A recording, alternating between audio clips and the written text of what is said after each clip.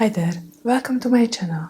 My name is Diana. I'm a fragrance enthusiast who's been collecting fragrances over the past 5 years. Here on this channel we will talk about all fragrances. It doesn't really matter if it's niche, designer or Middle Eastern. The ultimate goal is just to smell good and feel good. So if this is something that sounds good to you, then let's jump right into it. You don't know it yet, but I'm a big fan of the Dua brand. I found them on YouTube a couple of years back, and then it started an obsession for me. They are a fragrance house based in Los Angeles, and they deliver us a lot of inspired fragrances, but also they have their own creations, which are usually very great gourmands.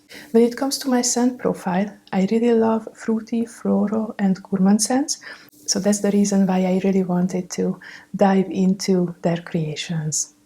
Today I'm bringing you a first and a little bit of a second impressions of my latest haul. I received them a couple of days back in the mail. I already sprayed a couple of them, but I never really tested them yet. So I thought that I will turn on the camera and do it together with you. I have 7 fragrances right next to me. So let's start with the first one. It is a real summer scent. The name is The Rise of Piña Colada, and this is inspired by rice from Acro. Unfortunately, I don't have the original one, so I'm not able to tell you how it compares, but I'm going to be able to describe the scent to you, how it smells to me and what is the vibe.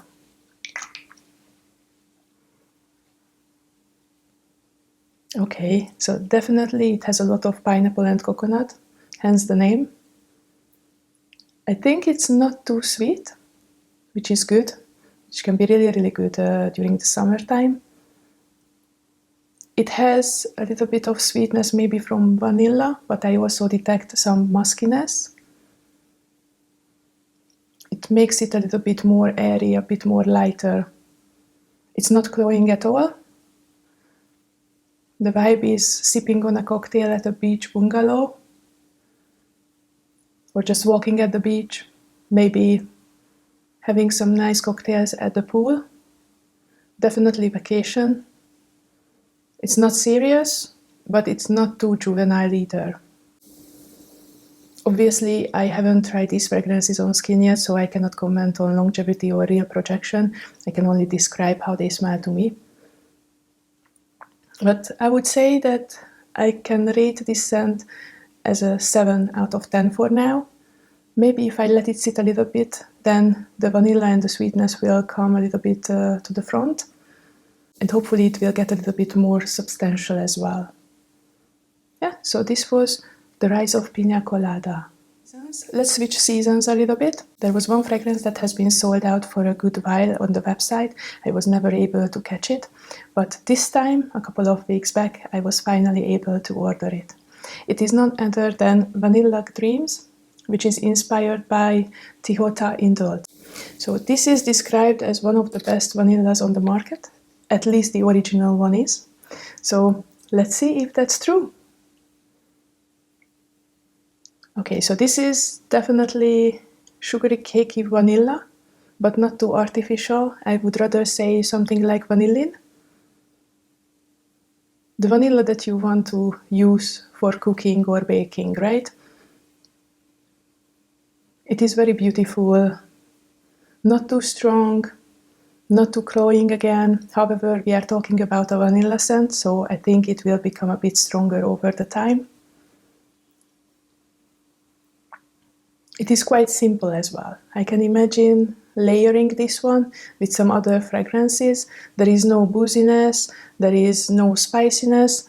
It is definitely something that can make other fragrances just sweeter and can make other fragrances a little bit stronger. It is very beautiful. I cannot really find other words than it is very pleasant. I can imagine wearing it in the fall and winter time, maybe transitioning from winter to spring. For me, it is very similar to Bianco Latte, a very easy grab, a very easy choice when you want to just smell sweet and very pleasant to others. So this is Vanilla Dreams. I would say that this is a strong 8 out of 10 for me currently. Let's get back to summertime. There was another fragrance that has been sold out on their website for a good while, and I was very happy when it came back in stock. It is none other than Mango Lassi. It is an original creation, and I was very, very interested because I really love lactonic and mango notes. And if you don't know, Mango Lassi is a yogurt-based mango drink. I think it is from India. And to be honest, this is one of my favorite drinks. So if I go to an Indian restaurant, I always order it. Ooh, punchy mango. It's definitely punchy. It is very sweet, but I have to say I'm missing a little bit the creaminess, the milkiness. Usually mango lassi is still creamy and milky. It is made with yogurt, as I said, but still, besides being refreshing, it is usually very creamy, very heavy. And this fragrance, to me, it's rather something very musky, very airy again. It is great for the summer, but it doesn't have that real mango lassiness that I was expecting. It is nice. Not bad. Yes, I'm going to wear it, I'm going to test it, but maybe I will let it sit as well. So maybe I should have bought it a bit earlier, so it would have gotten ready for the summertime. But maybe next year I can take it out. Let's see. So currently I'm a little bit disappointed in this one. I would say that this is only a 6.5 out of 10 Mango Lassi, an original creation from Dua. The next fragrance that I'm bringing to you is featuring the note of guava. I was very, very excited to order it because I never smelled a fragrance with guava before. It is frozen guava, and this is inspired by guava sorbet, if I'm not mistaken. Unfortunately, I don't have the original, so I cannot compare it, but I'm very, very excited to sniff it together with you. Let's spray it. Very, very fruity. As I said, I never smelled guava before, but I detect some citruses, maybe lemon, not lime, lemon, and I guess guava. It is also more on the airy and fluffy side. I also detect something cold, so I think therefore the name sorbet, and definitely a lot of fruitiness.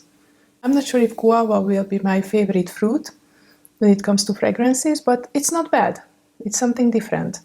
It's definitely something that I would like to try as a full body wear and see how it feels. But this is also something that I can imagine wearing on vacation, wearing during a summer weekend, but not necessarily for an office setting. Yeah, it is very nice. If I have to rate it, it's a good question. I would say that this is around an 8 out of 10 currently for me. Frozen guava. I have 3 more fragrances, and they are all a little bit heavier, so I think they will be more suitable for the fall and winter time. But let's test them out together. So the next one is called Oh Damn, and I believe this is also an original creation. At least I cannot recall if it was inspired by anything. Let's give it a good spray. It is very strong. I already knew it, so that's why I only sprayed once. Oh, this is super strong. It is definitely very, very strong.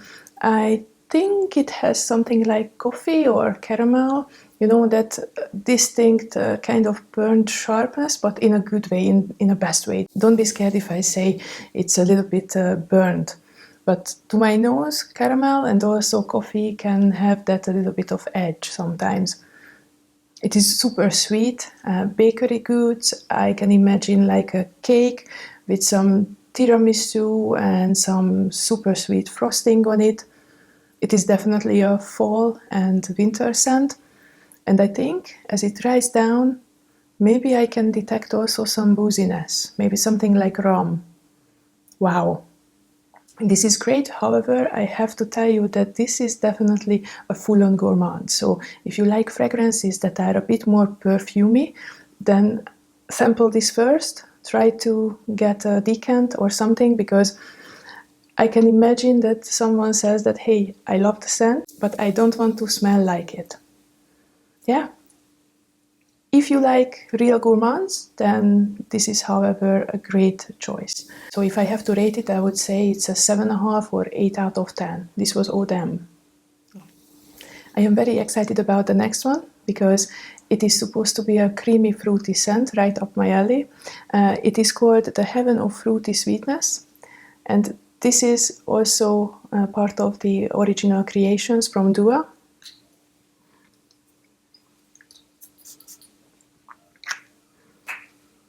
It is supposed to have notes of, I think, apricot or pear, maybe some berries, at least based on the packaging.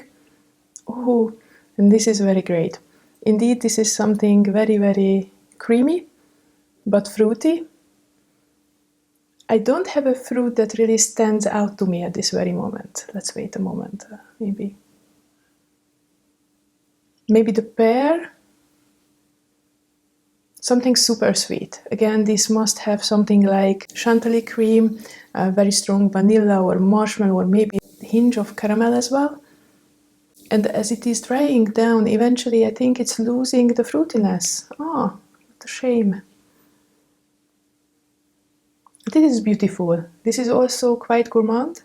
It has a hint of more perfuminess. So maybe if you like a bit more perfumey scents, then this is a better choice than Eau d'Am. But it is still very cakey. It is still very, very artificially sweet. I can imagine it in the fall and winter. Again, nothing serious, no office setting, outside, outdoors. If you go, for example, to a winter amusement park, this would be a great choice. I can imagine that it would also project quite nicely because it's very, very strong, so it will definitely cut through the cold as well.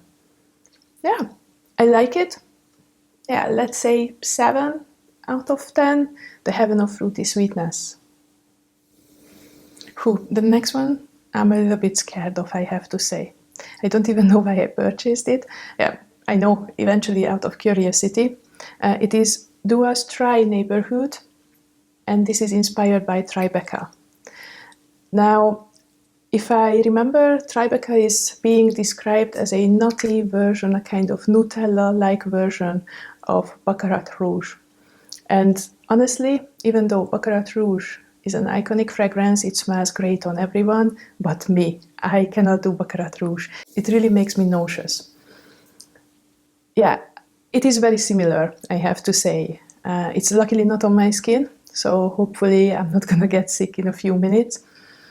I detect the nuttiness. Yes, there is something chocolatey in it, definitely. But for me, it's still the saffron that's in the foreground, and that kind of ambergris, airiness, fluffiness, burnt sugar. I think that's how others describing it. Yeah, it's nice if you like Baccarat Rouge. Not necessarily for me. I will see if maybe the nuttiness will be developing a little bit more over the time. I definitely want to try it on skin as well in the fall and winter time, and maybe I can report back to you. For now, it's a 5 out of 10, a very generous 5 from me. Yeah, let's see how it wears in the fall and winter time. And if you like Baccarat Rouge, or maybe on the original Tribeca, then I think it is worth to try it. This was Dua's Tri Neighborhood. So this wraps up today's video. Do you like the Dua brand? Do you own any fragrances? What are your favorites? Please let me know in the comments. And otherwise, I hope to see you the next time. Thank you. Bye-bye.